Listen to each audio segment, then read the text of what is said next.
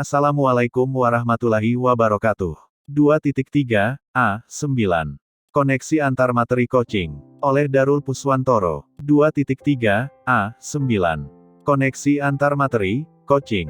Pada dasarnya, modul 2.3 merupakan kelanjutan dari modul sebelumnya.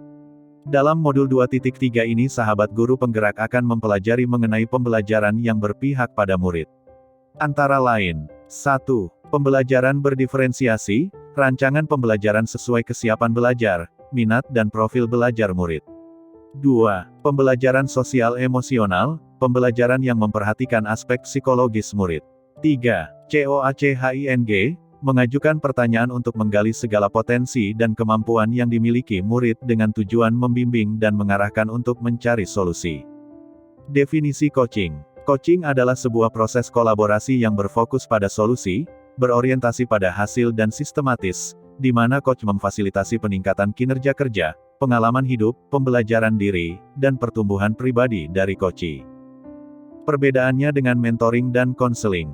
Proses seorang teman, guru, pelindung, di mana atau pembimbing menggunakan yang bijaksana dan penolong pengalamannya untuk membantu seseorang dalam mengatasi kesulitan dan mencegah bahaya. Konseling adalah hubungan bantuan antara konselor dan klien yang menangani pertumbuhan pribadi dan penyesuaian diri serta pemecahan masalah dan pengambilan keputusan. Ki Hajar Dewantara, coaching dalam pembelajaran.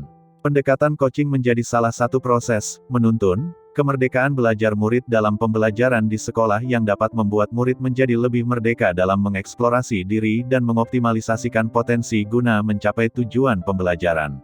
4 cara berpikir yang dapat melatih guru dalam menciptakan semangat Tutwuri Handayani dalam setiap perjumpaan pada setiap proses komunikasi dan pembelajaran yaitu, murid adalah mitra belajar, emansipasif, kasih dan persaudaraan dan ruang perjumpaan pribadi.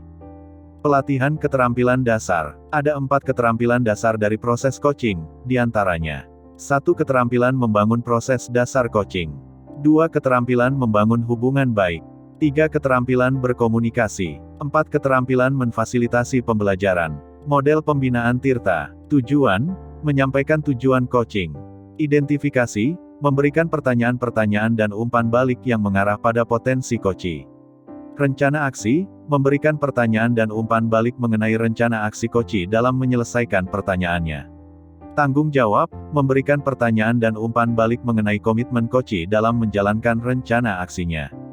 4 aspek berkomunikasi untuk mendukung praktik coaching. 1. Komunikasi asertif. 2. Mendengarkan aktif. 3. Bertanya efektif. 4. Umpan balik positif. Koneksi antar materi modul 2.3. Filosofi Ki Hajar Dewantara, pendidikan bertujuan untuk menumbuhkan kembangnya kodrat anak sehingga dapat memperbaiki lakunya. Nilai dan visi guru penggerak dan sekolah, menciptakan ekosistem sekolah dan budaya positif untuk memenuhi kebutuhan belajar individu. Pembelajaran yang berpihak pada murid, penerapan pembelajaran yang berdiferensiasi, pembelajaran sosial emosional dan coaching. Merdeka belajar, melalui pembelajaran yang berpihak pada murid, dapat mewujudkan murid yang merdeka dan berkembang sesuai potensinya. Profil pelajar Pancasila, terciptanya kesejahteraan murid. Refleksi modul 2.3. Kegiatan keseluruhan materi modul 2.3 bagaimana keterampilan coaching dalam menjalankan pendidikan yang berpihak pada murid, coaching di sekolah. 1. Guru harus mengetahui dan memenuhi kebutuhan belajar setiap murid yang berbeda-beda dengan memberikan pembelajaran berdiferensiasi. 2. Guru harus bisa mengenali emosi dan membangun hubungan sosial emosional dengan murid agar bisa memberikan dampak psikologis yang baik bagi murid. 3. Guru harus bisa menjadi seorang pelatih bagi murid-muridnya dalam rangka mengembangkan segala potensi yang ada pada murid. Sekian terima kasih. Walahul muwafiq ila aqwamit thariq. Wassalamualaikum warahmatullahi wabarakatuh.